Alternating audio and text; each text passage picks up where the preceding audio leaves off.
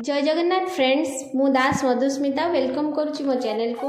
आज शुद्ध साब्रत अच्छी तेणु छंच लिपा सरी जाइए झुंटी भी कटा सरीगला तापर मु घट बसईदेली। घट पर आम दुआर मुहरे पूजा करा जाए कारण लक्ष्मी पूजा जमी पूजा करा जाए शुद्ध साब्रत भी सेमती करा जाए। कर सारा पर सबू फूल फूल रेडी हो जाइए तेणु मु कहली कौन करी पूजाटा कर दिए ठाकुर पूजा सारिदेली। ननद ता भितर ठाकुर बासन आउ जो आमर हलदी आ गंधा ताकू सब बाटी देते जो कि बो आमर गुआ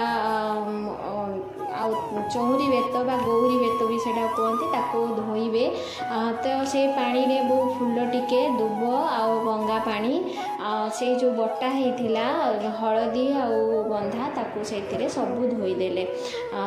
एठी बेसी गुआ आप देखिपे कारण बोर मोर 10-10टा गुआ नणंदंकर आ मो जार एमानकर मिसिकी तो से देखा नुआ गुआ प्रत्येक शुद्ध साब्रत गोटे गोटे प्रत्येक जन गोटे गोटे गुआ आमर मिसाती आ मिसाती आमर कौड़ी आउ कषा फल तापर से शंख फुंकी से सिंदूर लगेदेले पूरा आप देखिले टिके आगू बढ़ेगला। तो तापर जो मु झुंटी काटी से मूर्ज पकई देते 10 वर्ण मूर्ज पड़ता से खटुली करी रखी से कदली पत्र दे बहुताकू काछा देकी से सब गुआ जो बेत ताकू सब सजई देते। ये 3 जनकर पूरा गुआ रही 10 प्रकार फल बहु से रखिले। तापर घट गणेश घट सजई देते तेणु गणेश घट को से गणेश घटरे हलदी आ गंधा जो बटा होता 10 मेंचा से रहा अरुआ चाउल 10 मुठा करी से रखी से दुब बरकुड़ी पत्र फूल देते घट बहु पूजा करदेले।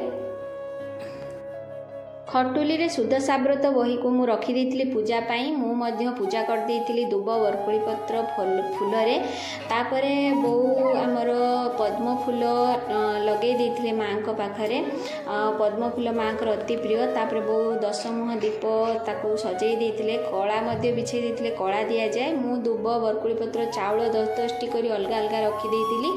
तापरे बो 10 मुखा दीप जळाई देइथिले। तापरे आरंभ होइथिला आमर व्रतरे गंठी दबा माँकर 10 नाम धरी आमे गंठी देइथिलु 10 क्षीय सूतारे आमे माँकर 10 नाम धरी गंठी पकाऊ से 10 क्षीय सूतारे आमे दुब बरकुड़ी पत्र चाउल को बांधी दे था आ गोटे मोटा सूता जोटा से बंधा होगी थाए गंठी पड़ी थाए सेटा माँ का ना धरी आमे माँ को पाखरे गंधा ये धोई माँ को पाखरे रखी दऊ।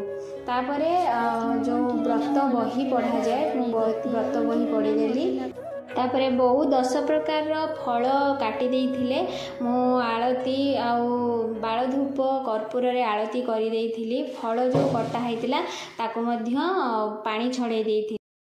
10 पुर रे चाउल रे पिठा लगा जाए किंतु मो सासू मिठा लगाती से मो मिठा भोग लगेदेली। एभली भाबरे मो पूजा कंप्लीट होइथिला।